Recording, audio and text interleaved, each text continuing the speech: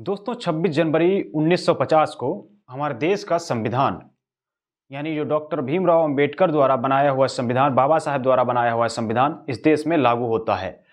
और कहा जा रहा है कि जब से ही हम लोगों को जो है आज़ादी मिली है, क्योंकि जो SC ST OBC समाज है उसको इस संविधान से ही आज़ादी मिली है, क्योंकि इस संविधान में प्रावधान किए गए हैं कि आपके हक अधिकार के प्रावधान किए गए हैं, क्योंकि आप कॉलेज यूनिवर्सिटी जा सकते हैं, आप पढ़ सकते हैं और आपको कोई भी प्रताड़ित नहीं करेगा। कोई भी अगर ऐसा करता है तो उसके ऊपर जो है कानून और उसको जेल जाना पड़ेगा, क्योंकि भारतीय संविधान की ही देन है। आप कहीं भी जा रहे हैं और आपके साथ जो अन्याय अगर होता है तो आपको कहीं ना कहीं जो है आपको न्याय भी मिलेगा इसी संविधान के जरिए। इसी संविधान की देन है कि आप बोल पा रहे हैं, क्योंकि आपके पास अधिकार नहीं था बोलने का और आपको पढ़ने का भी अधिकार नहीं था, क्योंकि SC ST OBC समाज संविधान से पहले कॉलेज जाना बहुत बड़ी बात थी।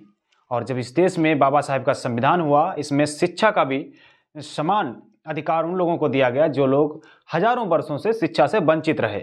और महिलाओं के पास तो बिल्कुल अधिकार नहीं था, और महिलाओं को किस तरीके से डॉक्टर भीमराव अंबेडकर द्वारा सम्मान दिलाया गया। उन्होंने जो है हिंदू कोड बिल में किस तरीके से महिलाओं को सम्मान दिलाया, और आज महिलाएं SP DM कलेक्टर बन रही हैं, बाबा साहेब के संविधान की देन है। क्योंकि अगर इस देश में संविधान ना होता तो आप पढ़ लिख नहीं पाते और आप SP DM कलेक्टर नहीं बन पाते, क्योंकि एक ऐसा भी संविधान था इस देश में, कहा जा रहा है कि जिसमें महिलाओं का शोषण किया जाता था और महिलाओं को शिक्षा से वंचित रखा जाता था, महिलाओं को सिर्फ गुलाम माना जाता था।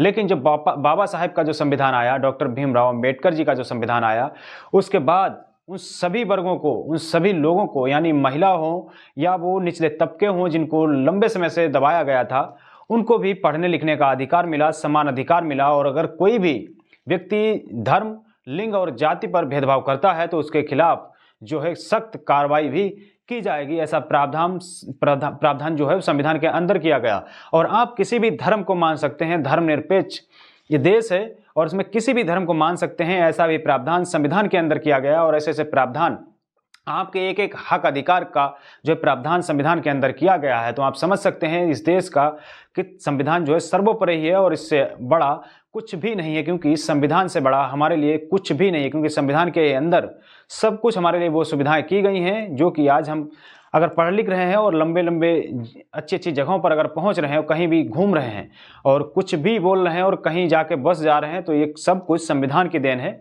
और संविधान से ही पूरा देश चलता है। तो आप समझ सकते हैं कि आपके लिए सर्वोपरि कोई भी चीज़ अगर है तो वो है संविधान, और आपको इसको पढ़ना बहुत ज़रूरी है, क्योंकि संविधान के ही अंदर आपके जो है राइट्स दिए गए हैं। तो आपको क्या सोचते हैं संविधान के बारे में, अपनी प्रतिक्रिया जरूर दीजिएगा। द न्यूज़ आर्टिकल को आपने सब्सक्राइब नहीं किया है तो इसको सब्सक्राइब जरूर कर लें, बेल आइकन भी दबाएं। धन्यवाद।